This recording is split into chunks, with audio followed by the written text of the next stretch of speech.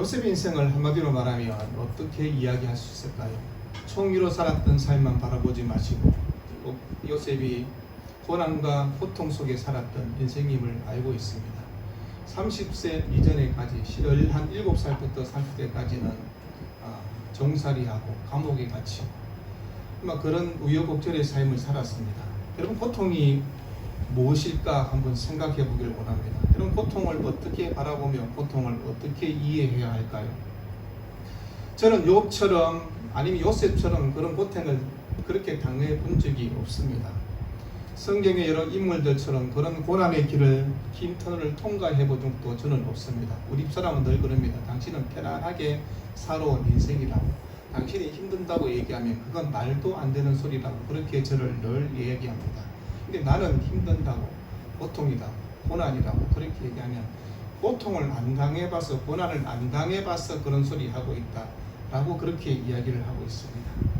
여러분, 우리가 정말 인생이 뭘까? 우리 삶을 뒤돌아보면 고난의 연속이다, 그렇게 이야기할 수 있을 것입니다.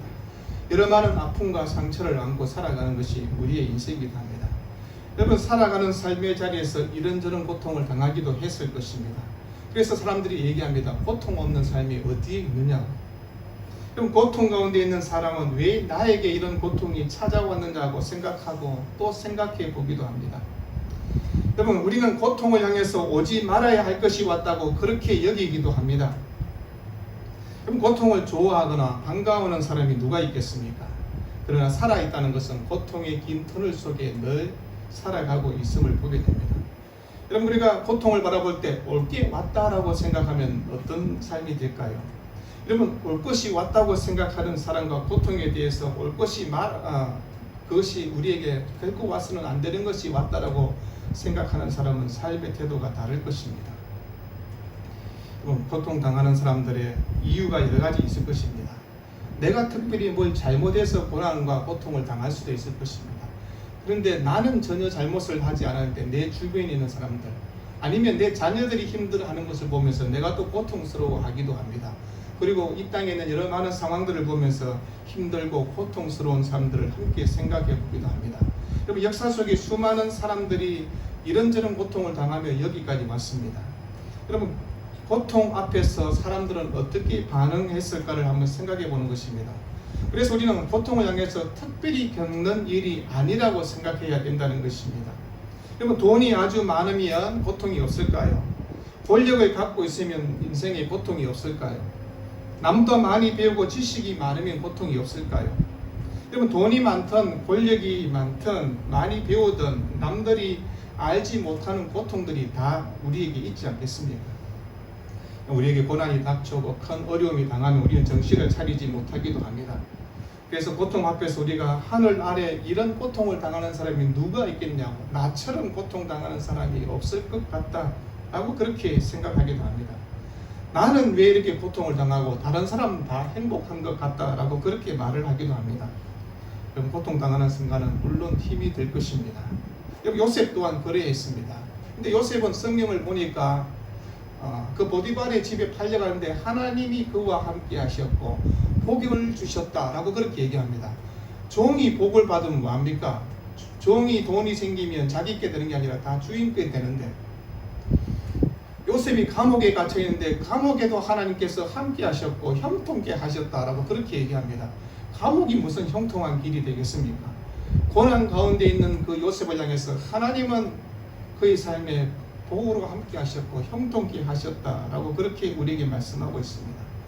그럼에도 불구하고 우리가 고통을 바라보는 관점은 어떠한가를 생각해 보는 것입니다. 우리가 고통의 크기를 얼마나 느낄까요? 여러분, 어떤 사람은 고통이 100이란 고통을 200, 300처럼 그렇게 크게 느끼기도 합니다. 그런데 어떤 사람은 200, 300대는 고통을 50이나 10 정도로 그렇게 느끼며 그렇게 반응을 하기도 합니다. 앞으로 우리가 살아갈 삶의 날에 고통이 없을 거라고 생각하면 여러분 어떻게 얘기하겠습니까? 아마 죽을 때까지 우리에게 고통이 있을 것이다 라는 것이 우리의 정답입니다. 그런데 고통 또한 우리 마음대로 어떻게 할 수 있는 것이 아니라는 것입니다. 고통이 내 의지대로 오지 말라고 하면 안 오고 오라 그러면 오고, 그러면 얼마나 좋겠습니까? 근데 내 의지와 내 생각과 상관없이 고통은 우리에게 다가오는 것입니다. 그래서 고통은 예측할 수 없는 순간에 우리에게 다가온다는 것입니다. 그래서 고통은 우리 삶에 늘 일어날 수 있는 일이라는 것을 기억하고, 그러면서 우리가 태어난 순간부터 고통의 삶을 살아가게 됩니다. 그런데 그 고통으로만 사는 삶은 아니라고 얘기할 수 있는 것이 왜 그렇습니까? 우리가 살아갈 때 울 때도 있고 웃을 때도 있고 분노할 때도 있고 여러 가지 많은 사람들이 있지 않습니까? 애들만 웁니까? 어른들도 울잖아요. 남들 앞에 울지 않아서 그렇지 혼자서 자기의 가슴을 두드리며 울 때가 있지 않겠습니까? 그러면 고통 가운데 우리가 해결할 수 있는 일이라고 생각하면 그건 고통이라고 얘기하지 않을 것입니다. 내가 해결할 수 있고 내가 처리할 수 있는 일들을 그걸 뭐 큰 어려움이라고 그렇게 말하겠습니까? 내가 처리해버리면 되지 않겠습니까? 그렇지만 우리가 살아가는 삶에는 사랑하지만 사랑하는 그 가운데서도 고통이 있고, 내가 헌신하고 충성하는 그 자리에도 고통이 있고, 내가 남을 위해서 배려하고 그렇게 섬기며 살아가는 자리에도 고통이 있다는 것을 얘기하는 것입니다. 우리가 부모가 되어서 느끼는 것이 무엇입니까? 자식 때문에 고통스러워할 때가 얼마나 많이 있는지 모릅니다. 왜 그렇습니까? 내가 그 자식을 사랑하기 때문에. 그래서 자식이 힘들어하고 아파하면 고통스러운 것입니다. 한의사님 그러잖아요. 아들이 아프니까, 아들이 병이 걸리니까 어머니가 병이 나지 않습니까? 여러분, 자식이 아픈데 어머니가 왜 병이 납니까? 사랑하기 때문에 그 병이 나는 겁니다. 그 자녀의 고통을 보면서, 그 자녀의 아픔을 보면서 이게 우리 부모의 마음이라는 것을 알지 않습니까? 여러분, 그런가 하면 살아가는 삶의 자리에서 이런저런 배신의 마음들을, 우리를 배신한 것 때문에, 여러분 자식도 부모를 배신할 때도 있고 부모가 자식을 배신할 때도 있고 부부간에도 그런 일들이 우리에게 있지 않습니까? 사랑하기 때문에 시련의 아픔을 겪기도 하지 않습니까? 사랑하지 않는데 무슨 시련의 아픔을 겪겠습니까? 내가 정말 좋아하고 사랑했는데, 나는 정말 내 목숨처럼 사랑했는데, 그런데 빠이빠이 해버리니까 시련의 아픔을 겪는 것을 보지 않습니까? 그럼 고통은 이런저런 다양한 이유로 우리에게 다가오는 것을 보게 됩니다. 그리고 고통의 크기도 각각 다르게 다가오지 않습니까? 그래서 고통은 사람 수만큼, 헤아릴 수만큼 그렇게 다가오는 것을 보게 됩니다. 우리에게 육체적 질병 아니면 정신적 질환, 뜻하지 않는 여러 가지 일들, 이별, 사별, 배신, 거절, 상실감, 외로움, 가난, 이 모든 것이 우리에게 고통으로 다가옵니다. 그래서 고통은 무게도 다르고 색깔도 다르고 길이도 다르다고 그렇게 말합니다. 여러분, 짧은 인생길에 우리가 왜 이런 고통 속에 살아갈까라는 그런 생각을 해봅니다. C.S. 루이스는 자신의 책에 고통의 문제라는 책에 이런 얘기를 했습니다. 인간이 겪는 고통의 5분의 4는 사람으로 인해 오는 것이다 라고 그렇게 얘기했습니다. 그러면 감옥을 만들고 고문하고 채찍하고 사람들이 노예로 만들고 또한 무기를 만드는 건 하나님이 아닌 인간이 만든 그 고통의 무게라는 것을 얘기하는 것입니다. 여러분, 가난도 과로도 인간의 탐욕과 잘못된 어리석음에 의해서 비롯된 경우가 많지 않습니까? 이 땅에 모든 사람이 조금 더 잘 살 수 있는 세상으로 충분히 될 수 있습니다. 그런데 그렇지 않습니다. 모든 부하가 3%, 5% 되는 사람들이 이 땅에 있는 3분의 2의 부를 다 갖고 있지 않습니까? 그리고 삶의 자리에서 이런저런 삶의 여러 가지 이야기들을 함께 이야기할 때가 있습니다. 여러분, 그런데 고통이 다가올 때 우리는 이런 생각합니다. 원인이 뭘까? 뭐 그런 생각합니다. 그래서 그 원인 앞에 우리가 이런저런 반응을 보이긴 합니다. 그런데 고통 앞에 우리가 정확한 답이 있느냐고 질문해 보면 정확한 답을 얘기할 수가 없다는 것입니다. 그래서 고통은 그 답이 없기 때문에 훨씬 더 고통스럽다라고 그렇게 말할 수 있을 것입니다. 그래서 그 고통은 답도 없지만 피할 수도 없고, 그래서 세상 사람들은 고통을 겪을 때 이렇게 얘기합니다. 견뎌내라, 인내해라, 세월이 약이다, 뭐 그런 얘기를 합니다. 어느 정도 일리는 있는 것 같습니다. 그래서 우리에게 고통이 오면 참고 인내하고 견뎌내야 될 것입니다. 그런데 마냥 견뎌낸다고 해서 고통의 문제가 다 해결될까를 얘기하는 것입니다. 어떤 사람이 얘기합니다. 너무나 고통스러우니까 차라리 죽는 게 낫다라고 그렇게 말하는 사람도 있습니다. 여러분, 세상에 가벼운 고통은 없는 것입니다. 견디기 어려운 문제이기 때문에 고통이고, 근데 해결할 수 없으니까 고통이고, 그래서 사람이 발버둥 치고 노력해도 안 되니까 고통이라고 그렇게 얘기하는 것입니다. 근데 여러분, 성경에도 고통에 대해서 진지하게 다루면서 우리에게 얘기합니다. 성경은 우리를 향해서 그 고통 앞에 그냥 참고 인내하고 견뎌라, 그렇게 말씀하지 않습니다. 여러분, 신앙 안에서도 예수 믿어도 우리에게 고통이 올 때 성경은 고통 가운데 하나님의 뜻을 찾아보라고 그렇게 얘기합니다. 하나님께서 우리의 인생 가운데 섭리하고 계시는데 고통의 의미가 있을 것이다 라고 그렇게 말씀하지 않습니까? 그래서 성경 어쩌면 수많은 사람들 우리에게 소개하면서 고통을 당했던 사람들을 우리에게 먼저 보여주고 그들이 어떻게 고통을 이겨냈는가를 보라라고 그렇게 말씀합니다. 그럼 우리가 고통에 대한 답이 없다지만 성경의 인물들을 보면서 그 고통 앞에서 어떤 답을 찾았는지를 우리가 보는 것입니다. 여러분, 이런 많은 성경의 사례들을 보면서 오늘 성경은 요셉을 우리에게 말하고 있습니다. 그냥 요셉이 참고 견디고 그랬다, 그렇게 말할 수 있을 것입니다. 그러나 요셉은 하나님의 섭리를 바라보는 인생이었습니다. 우리가 요셉의 인생을 한마디로 말하면 하나님의 섭리라고 얘기할 수 있습니다. 하나님이 나를 향한 뜻이 있다. 하나님이 나를 향한 인생의 계획이 있다. 하나님의 뜻 앞에 내가 순종하면 된다. 내가 지금 감옥에 있어도, 내가 지금 비록 종살이 하고 있어도, 내가 어떤 상황, 어떤 형편에 있어도 내가 하나님의 섭리 가운데 살아가는 인생이다. 그렇게 얘기하는 것입니다.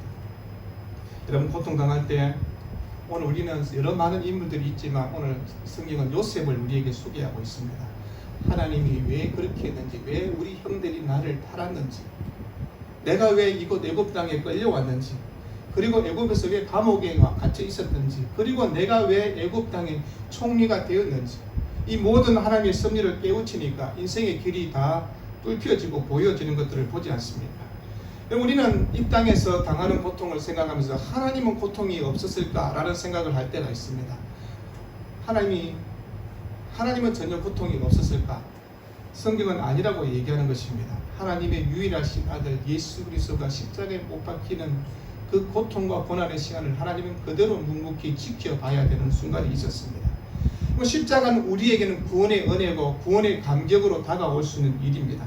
그러나 하나님의 입장에서 보면 고통 덩어리라고 그렇게 말할 수 있지 않겠습니까? 세상의 어떤 고통도 십자가 이것과 비교할 수는 없을 것입니다. 예수님은 하나님이십니다. 하나님과 본체십니다. 하나님과 동등함을 취할 수 있는 분이십니다. 하나님의 유일하신 아들이십니다.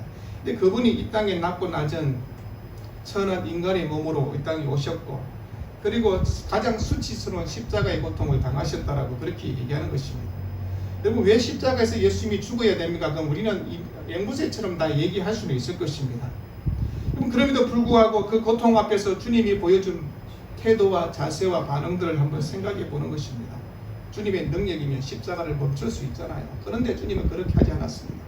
하나님의 뜻이니까 그 앞에 순종했습니다. 고통이지만 그것을 감수해야만 모든 사람을 구원할 수 있는 그 길이기 때문에 주님이 십자가를 지셨다고 그렇게 얘기하는 것입니다. 하나님이 우리를 구원할 수 있는 유일한 길은 십자가밖에 없다는 것입니다. 다른 길이 있으면 하나님께서 다른 길을 만드셨겠죠. 그래서 그 길로 하라고 얘기했을 것입니다. 근데 십자가 외에는 우리를 구원할 수 있는 길이 없으니까, 그래서 그 고통 앞에서 하나님은 그 모든 고통을 참으시고 예수 그리스도 또한 모든 고난과 고통을 십자가 앞에서 다 참으셨다라고 얘기하는 것입니다. 그래서 우리는 십자가 안에서 답을 한번 찾아보는 것입니다. 하나님 우리에게 십자가를 통해서 고통을 한번 해석해보고 이해해보라고 그렇게 말씀하고 있습니다. 그래서 고통은 고통으로 끝난 것이 아니라 예수님의 고통과 고난이 우리에게 구원의 길이었던 것처럼 우리가 이 땅을 살아가면서 당하는 고난과 고통 앞에서 하나님의 뜻이 있다라고 그렇게 얘기하는 것입니다. 고통을 통해서 하나님께서 하시는 일이 있다는 것입니다. 그것을 십자가를 통해서 바라보라고 그렇게 말씀하고 있습니다. 하나님 우리를 향한 고통 가운데 하나님의 계획이 있다라고 그렇게 말씀합니다. 우리는 하나님 그 계획 필요 없습니다. 그냥 편안했으면 좋겠습니다. 여러분, 편안한 인생은 우리가 죽으면 천국 가면 편안합니다. 아주 편안할 것이고 아주 행복하시고 기쁨 속에 그냥 살아갑니다. 천국에서는 슬픔과 근심과 눈물과 고통과 아픔과 이별은 하나도 없습니다. 그런 단어도 없습니다. 천국에서는 그런 단어조차도 없는 것입니다. 우리가 천국 가기 전까지는 그런 고난과 고통이 있을 것입니다. 그런데 우리가 살아가면서 고통과 하나님의 뜻을 다 이해할까라는 질문 앞에 저도 다 이해 못합니다. 물론 여러분은 이해하시는지 모르겠습니다. 이해할 때 이해하는 부분도 있고 하나님 이건 도저히 이해가 안 됩니다 라고 그렇게 말할 때도 있지 않습니까? 그런데 우리가 십자가 앞에 우리 삶을 내려놓고 십자가를 바라보면서 하나님이 나를 향한 분명한 계획들이 있다는 것을 다시 발견하는 것입니다. 고통 앞에 하나님의 메시지가, 하나님의 음성이 우리에게 들려오는 것입니다. 그런데 우리는 귀를 막아버리니까 하나님께서 우리에게 원하시는 고통의 메시지를 듣지 못할 때가 있지 않습니까? 중요한 것은 아들의 고통이 아버지 손안에 다루어지고 있다는 것을 얘기하는 것입니다. 아들의 고통은 그것으로 끝난 것이 아니라고 얘기합니다. 철저히 아버지의 손에 의해서 다루어지고, 그래서 예수님은 십자가에서 아버지 내 영혼을 아버지 손에 부탁한다라고 그렇게 말씀했지 않습니까? 단순히 천국에 가게 해달라는 그런 뜻은 아니었습니다. 여러분, 고통을 통해서 하나님의 뜻을, 하나님의 역사를 기대하고 모든 것을 하나님께 맡긴다는 그런 고백이었습니다. 여러분, 우리의 인생 가운데도 예수님만큼 고통을 당하는 사람이 누가 있을까요? 없을 것입니다. 그러나 십자가는 우리에게 고통으로 끝나지 않았음을 가장 잘 보여주는 한 예가 될 것입니다. 그럼에도 불구하고 우리는 고통 속에 오늘도 살아야 되고 앞으로도 살아가야 된다는 것입니다. 그것을 바라보는 것이 우리 아픔이고, 우리 자녀들 바라보면서 이런 생각을 갖잖아요. 이 힘든 세상, 이 험난한 세상을 우리 자녀들이 어떻게 살아가지? 우리 자녀들은 살아갈 것입니다. 왜요? 하나님이 그들을 붙들어 주시니까요. 부모가 뭘 붙들어 줍니까? 부모가 어떻게 그 자녀의 삶에 늘 함께 해줄 수 있습니까? 경제적으로도 못 해주는데 뭘 정신적으로, 힘으로, 능력으로 어떻게 해줄 수 있습니까? 하나님 우리 자녀들을 잡아주실 것입니다. 그리고 하나님께서 그럼에도 불구하고 우리 자녀들이 고난과 고통 앞에서 어떻게 살아야 될까를 부모들이 기도해 주어야 되지 않겠습니까? 여러분, 사람들이 아주 많이 부르는 유행가 들어보면 슬픔을 노래하고 이별을 노래하는 것들이 많지 않습니까? 왜 그럴까요? 살아가는 삶이 슬픔과 이별이 많다는 것을 충분히 알 수 있을 것입니다. 그럼에도 불구하고 우리가 고통의 이유를 알기 위해서 하나님께 기도하고 또한 간구하고 부르짖기도 합니다. 그러나 하나님이 즉각적으로 대답해 주면 좋겠지만 아무런 답이 없을 때도 있을 것입니다. 그러나 요셉처럼 하나님의 섭리 인생을 아는 사람은 고난과 고통 가운데서도 하나님을 바라보며 그 자리에서 묵묵히 최선을 다합니다. 성경에서 얘기할 때 요셉이 그 보디발의 집에서 열심히 일하는 거, 최선을 다하는 걸 보디발이 보고 하나님이 함께하는 사람이네 라고 그렇게 말하지 않습니까? 감옥에 있는데 간수장이 얘기합니다. 저 사람은 하나님이 함께하는 사람이야. 우리는 힘들고 고난 가운데 있으면 하나님이 우리를 외면하고 버린 것처럼 얘기합니다. 아닙니다. 하나님이 함께합니다. 그런데 사람들은 보면서, 우리가 그 고난과 고통 앞에서 보여주는 반응을 보면서 저분은 하나님이 함께하는 사람이 맞네, 예수 믿는 사람 맞다 라고 그렇게 얘기해야 되는데, 사람들이 보면서 예수 믿어도 똑같네, 고난과 고통 앞에서 보여주는 반응은 세상 사람과 별 다르지 않으면 우리를 어떻게 생각할까를 생각하는 것입니다. 우리는 하나님의 계획 안에, 하나님의 섭리 안에, 하나님의 뜻 안에 우리 인생이 다루어지고 있다는 것을 얘기하는 것입니다. 우리가 욥기를 통해서 우리가 욥의 고통이 하나님의 손 안에 있고 욥의 고통이 다루어지고 있는 것들을 우리가 욥기를 통해서 보지 않습니까? 고통 있을 때 고통만 묵상하지 마시고요, 하나님을 묵상하라고 얘기하는 것입니다. 하나님 말씀을 기억하라고 얘기하는 것입니다. 십자가 앞에 서서 예수 그리스도의 십자가를 묵상하고 생각하는 것입니다. 고통을 피하지 말고 고통 앞에서 하나님을 바라보고 하나님의 음성에 귀를 기울이고, 여기 요셉은 그것을 얘기하고 있는 것입니다. 하나님 앞에서 내 인생이 이렇게 고통 또한 다루어지고 있다는 것을 알기에 총리가 되고 형들을 만나게 돼서 실제로 하나님이 큰 구원으로 당신들의 생명을 보존하고 당신들의 후손을 세상에 두시려고 나를 당신들보다 먼저 보내셨다라고 그렇게 말하지 않습니까? 주가 뭡니까?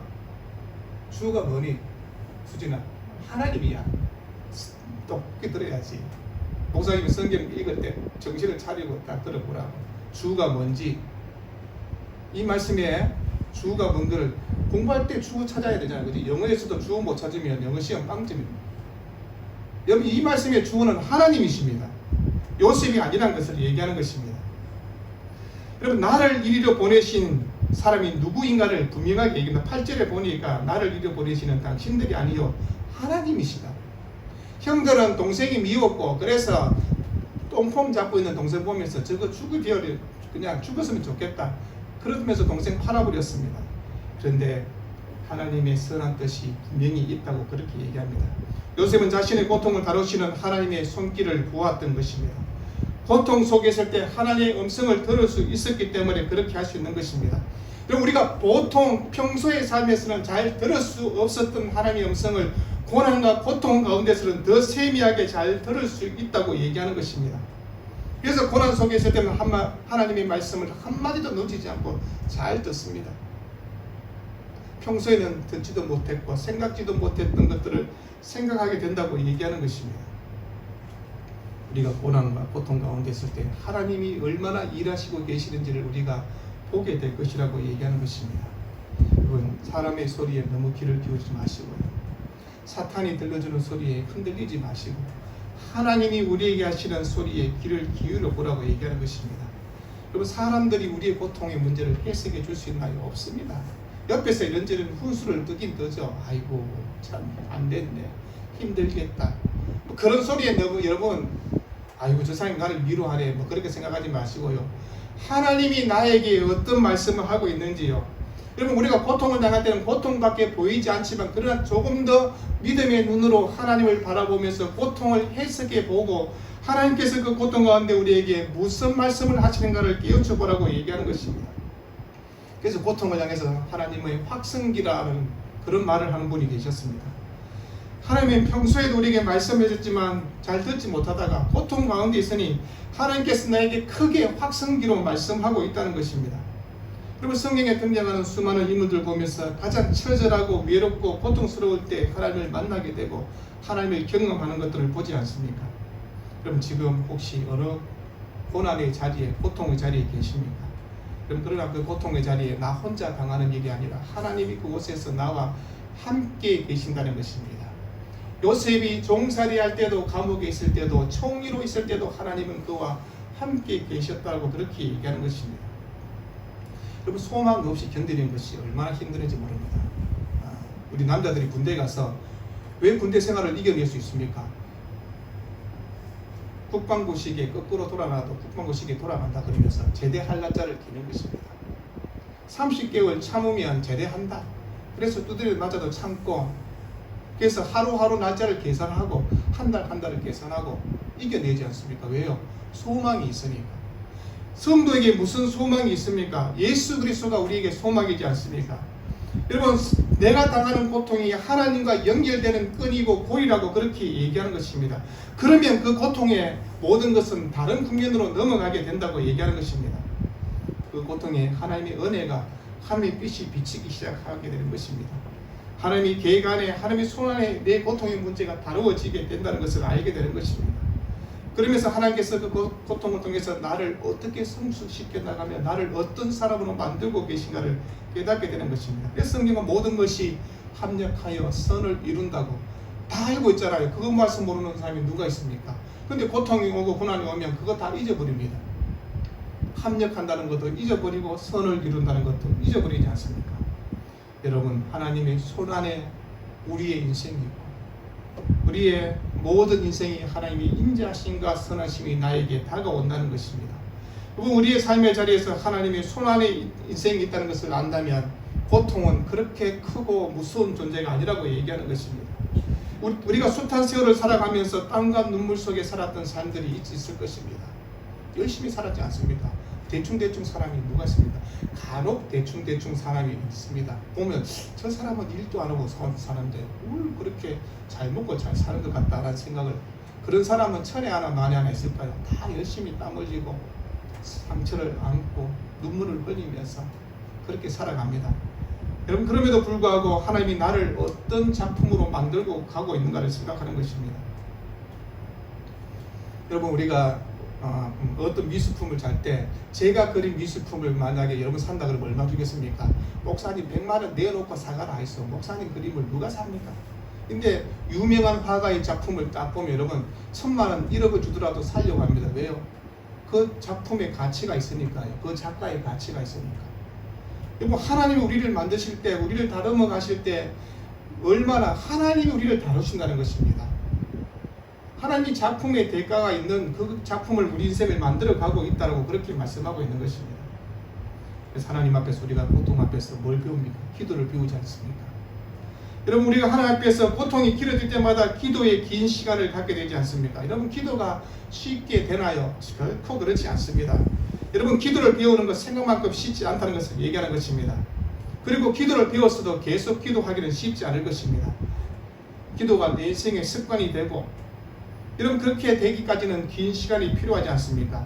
여러분, 우리가 할 수 없어서 기도하지 않으면 안 되기 때문에, 그래서 기도하게 될 때가 얼마나 많이 있는지 모릅니다. 그래서 하나님께서 고난과 고통의 시간을 위해서 기도하게 우리를 만들지 않습니까? 여러분, 기도를 배우게 된다는 것이 무엇입니까? 여러분, 기도를 배운 사람은 내 앞에 있는 인생의 고난과 고통의 문제도 기도로 그것을 바라보게 된다고 얘기하는 것입니다. 여러분, 고통이 내 인생의 모든 것을 끝으로 끝나는 것이 아니라고 얘기하는 것입니다. 기도를 통해서 우리에게 그 과정이라고 그런 것들을 배우게 되는 것입니다. 여러분, 다가오는 수많은 고통의 문제를 해결할 수 있는 방법, 첫째는 하나님을 바라보는 거라고 십자가라고 얘기했습니다. 두 번째는 기도하셔야 된다고 말씀을 드립니다. 여러분, 고통을 이길 수 있는 기도의 능력을 가지는 것, 여러분, 기도가 온몸에 배에 있어야 그것이 가능하다고 얘기하는 것입니다. 여러분, 기도하는 사람은 모든 고난이 하나님의 용광로에서 녹아내리는, 그래서 은혜를 경험할 수 있는 자리가 되게 만드는 것입니다. 그래서 기도는 고통을 통해서 우리를 빚어가시는 하나님의 손길이라고 그렇게 고백하게 되는 것입니다. 우리의 믿음도 마찬가지지 않습니까? 우리의 믿음이 언제 깊은 뿌리를 내릴 수가 있겠습니까? 뿌리를 땅속 깊숙이 내리는 것은요, 거목이 될 수 있는 것은 고난과 고통을 통해서 되는 것입니다. 바람이 불고 폭풍과 몰아칠 때 그 믿음의 뿌리는 더 깊숙이 내려가는 것입니다. 세상의 환경에 흔들리지 않고 숱한 환난과 시련을 이겨내는 하나님의 은혜를 경험하게 된다고 얘기하는 것입니다. 여러분, 하나님의 손에서 고통이 다루어질 때 고통은 우리에게 얼마나 유익이 되는가를 얘기하는 것입니다. 그래서 시편은 이렇게 얘기합니다. 시편 119편 7절에 고난 통해서 하나님의 진리를 배우게 되었다라고 그렇게 고백하는 것을 보지 않습니까? 우리가 성경을 머리로 배우지 않습니까? 사실. 근데 그 머리로 배운 하나님의 말씀이 가슴으로 다가오는 것은 뭘 통해서 가능합니까? 고난과 고통을 통해서 배우게 되는 것입니다. 성경을 배울 때 대부분 다 머리로 그냥 외우지 않습니까? 성경 말씀도 머리로 외웠고, 성경 읽는 것도 눈으로 보고서 그냥 끝났고, 근데 고난과 고통 앞에서는 그것이 머리로 해결되는 것이 아니라 가슴으로 다가와서 그것을 해석하고 그것을 바라보고 그렇게 살아가는 것입니다. 여러분, 그래서 고통은 우리에게 또 다른 축복이라고 그렇게 말씀하고 있는 것입니다. 요셉이 고난이 없었으면 하나님의 사람으로 쓰임 받을 수 있었을까? 물론 하나님의 뜻 안에 하나님의 다른 계획도 있었을 것입니다. 그러나 하나님은 요셉을 다루시는 것을 보지 않습니다. 달려가고 갇히고 억울한 삶을 살게 하고, 여러분, 그런 고난을 통해서 자신의 잘못된 자, 교만된 그런 허영된 마음들 씻기어지게 하시고 깎아지게 하시고, 그래서 하나님의 사람으로 다듬어지고 있음을 보게 되는 것입니다. 여러분, 창세기 5장 20절에 당신들은 나를 헤아리려 하으나 하나님은 그것을 선으로 바꾸사라고 그렇게 말씀하지 않습니다. 사람들의 눈에는 그가 망가뜨리는 인생이 되었고 끝난 인생이라고 얘기하지만 그렇지 않다고 얘기하는 것입니다. 우리가 고난과 고통의 문제 앞에서 하나님의 선하신 뜻을 발견한 사람과 그렇지 못한 사람은 고통을 대하는 자세와 태도가 행동은 다 달라지게 될 것입니다. 우리가 자녀들 잘못했을 때 손바닥 때리면 자녀들 중에 어떤 자녀들은 억울해하는 자녀들이 있습니다. 나는 잘못한 것이 없는데, 형하고 싸울 때 형이 나한테 좀 잘못해가지고 내가 형한테 대들었는데 아빠는 나를 때리네. 형은 용서해주고 어디 동생이 형한테 덤비면 그 동생은 억울해하지 않습니까? 근데 아빠의 큰 뜻은 무엇입니까? 형제가 잘 화목하게 지내라. 형의 말에도 순종할 줄 아는 동생이 되어라. 깊은 뜻이 있는데 동생은 그냥 그것만 생각, 억울해합니다. 형하고 했는데 형이 내 때렸고 그래서 내가 형한테 덤볐는데 왜 나만 때리냐. 우리의 고난 앞에서 그런 자세는 없는가를 생각하는 것입니다. 여러분, 오늘 요셉의 인생을 생각하면서 고난이 무엇인가를 한번 생각해 봤습니다. 고통 속에 주님의 분명한 뜻이 있다고 말씀을 드렸습니다. 그리고 고통을 통해서 예수 그리스도의 십자가를 발견하게 된다고 말씀을 드렸습니다.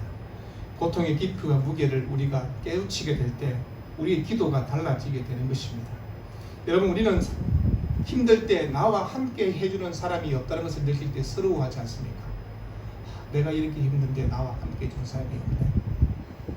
내 마누라도 그것을 이해하지 못하고 내 자식도 생각도 안 해주냐?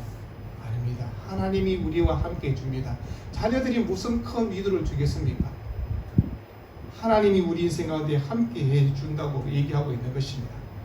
여러분, 하나님 없이 고통당하는 것은요, 온갖 서러움과 아픔뿐일 것입니다. 그러나 하나님께서 고통과 고난을 통해서 우리를 별처럼 빛나게 만드는 인생으로 만들어 주시겠다고 얘기하는 것입니다.